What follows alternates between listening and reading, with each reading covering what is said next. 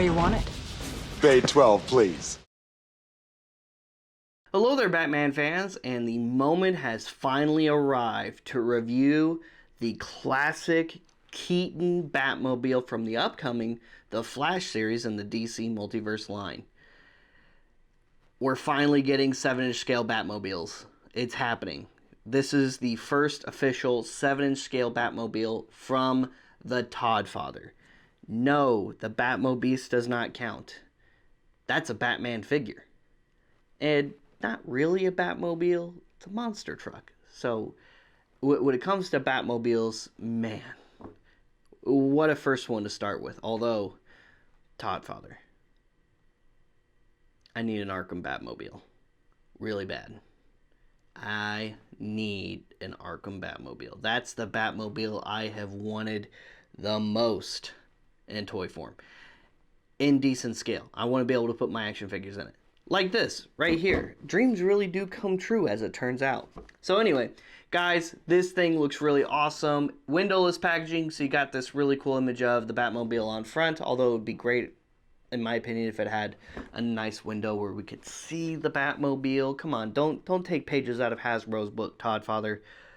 Show the piece. Show the piece. Batmobile and the Flash logo up there on the top. Images of the Batmobile, as well as, yes, you can put the Multiverse Batman figure inside. And that's pretty much it for the packaging. And here is the Batmobile out of the packaging. This thing looks incredible. And there was little to no assembly. All we had to put on were the little fins right here. They come wrapped in a plastic bag. This comes wrapped in a plastic bag. It's just sitting in the box, and you just pop these back on. They're not only labeled right and left side, but they also fit a specific way. So even if you don't find those markers, there's really no reason you should be able to mix these up. Now, if there's some weird QC issues where you get two of, a right side or two of a left side, you'll know. You'll know because you can't interchange them. These fins do not swap. They're not interchangeable because of the way they fit specifically. So, there you go.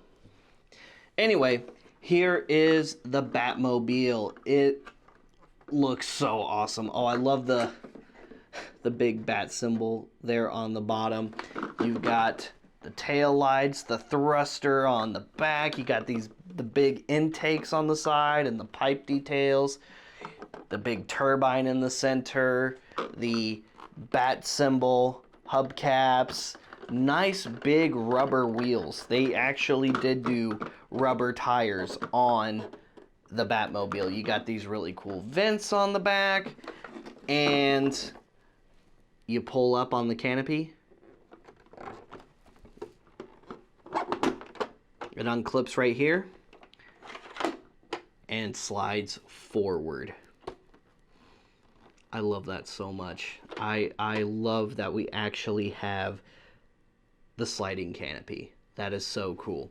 Now, the canopy doesn't match the rest of the Batmobile, which is a little strange, because I don't remember the canopy being a different color in either of the Batman Keaton movies, and maybe it's slightly different, or maybe, just some of the paint faded while it sat in the Batcave for however many years it sat in the Batcave, Inside, you got a lot of awesome paint detail on the cockpit section, a lot of awesome paint detail on the console and all of the dials and things.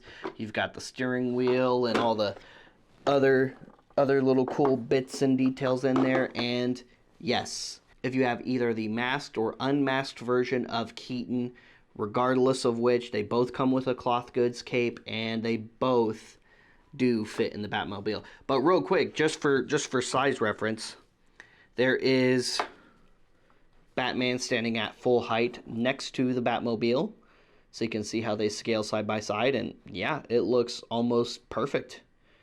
It looks really, really good. And then, of course, you can just sit him down You're gonna have to work with the ears a little bit. There's a little bit of a lip right here. If you just kind of tuck them under, you'll be good, and you'll be able to close the canopy. And yeah, he looks awesome inside. And like I said, you can put either this one or the unmasked version inside. Doesn't really matter which. And then of course you're supposed to be able to fit them inside the upcoming Batwing as well. So really stoked for that also. The Batmobile did come with a data profile card, and it was actually sitting in the driver's seat inside the Batmobile, which I thought was really cool. Comes wrapped in this nice little plastic sleeve, which you can still read and see the artwork, so there's really no reason to take that out.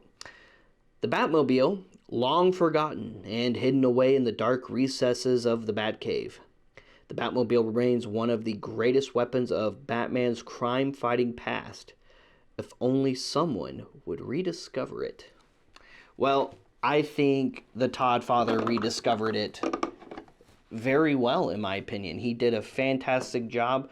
Really, my only complaint about this piece is the canopy not quite being the same black color as the rest. Now, I'm sure a good reason for that is since it's likely just the whole thing was cast in clear plastic and then they went over it with this, what they thought probably was a black paint to match this right here. Or again, maybe it's just a slightly different color in the movie and I missed it. I don't think it is. In the movies, it looks like it's the same color to me. I've already seen The Flash at a special pre-screening. Yes, it's awesome. And yes, the Batmobile is there because they made a toy for it. And it didn't look different to me in The Flash either, at least not in the cut I saw. So who knows? Regardless, this is an amazing piece, and Hasbro, you got to get it together. You can get both the Batmobile and either Batman to go with this thing for under $100 retail. Why was the Ghost Rider Engine of Vengeance so much more? It was ridiculously priced, which is why it failed. And it's a shame to say. I like to be positive about things that are really cool, and the Engine of Vengeance was a very cool piece and had awesome potential, but you guys were outside your mind with that price. And then you let the Todd father just walk up on you with this really, really awesome piece for under $100. Y'all got to do something. Y'all got to do something about that, because the Todd father just keeps proving time and time again that sometimes your quality and your pricing, especially, pricing is the bigger one, is whack. So figure it out. Do something, crunch the numbers, do whatever you got to do. But the Todd father is dancing circles around you guys. And that's pretty much all there is to say on that. So, anyway, incredible piece. Can't wait to review the Batwing. Stay tuned for that review. As soon as we get ours in, we'll be reviewing it for your viewing pleasure. And we'll try to show them both side by side, even though the Batwing's big and it's probably going to take up my entire table here. But we'll figure it out. So, stay tuned for that. Guys, stay tuned for some of our other content. Stay tuned for more of the Flash figure reviews. And like and subscribe. Follow us on social media in case you're looking for some really cool DC Multiverse merch. Well, not only can you go to the McFarlane shop and check for availability on bundles and other figures, but you can also come here to Order 66 Multiverse in the Shops at Willabin Mall in Plano, Texas. We'll see you guys later. We'll see you another time. Same bad time, same bad channel.